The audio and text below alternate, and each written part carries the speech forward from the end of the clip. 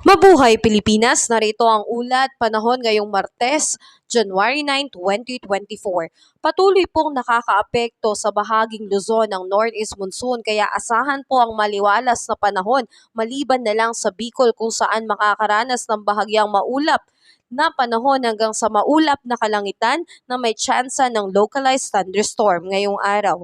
Samantalang ang easterlies naman ay sa Visayas at Mindanao mararanasan kaya asahan ang pagkakaroon ng bahagyang maulap hanggang sa maulap na papawirin na may pulupulong pag-ulan, pagkilat, pagkulog dulot ng easterlies o localized thunderstorm.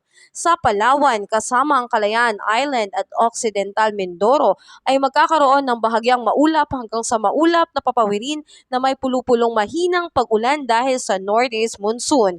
Katamtaman hanggang sa malakas na hangin mula sa Hilagang Silangan hanggang sa silangan ng iiral sa Palawan kasama ang Kalayaan Island at Occidental Mindoro na may katamtamang hanggang sa maalon na karagatan. Wala pa rin pong nakataas na gale signal kaya makakapalaot po ng maayos ang ating mga mangingisda.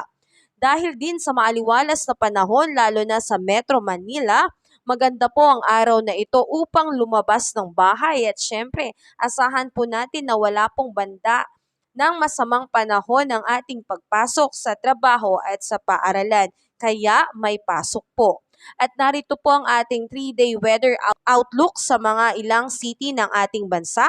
Narito rin po ang posibleng maging temperatura in the next 3 days. Muli, nakikiusap po ako na i-like and subscribe niyo po ang aking channel. Tulungan niyo po akong mas mapataas pa ang aking number of sub. Muli, salamat at ingat ang lahat.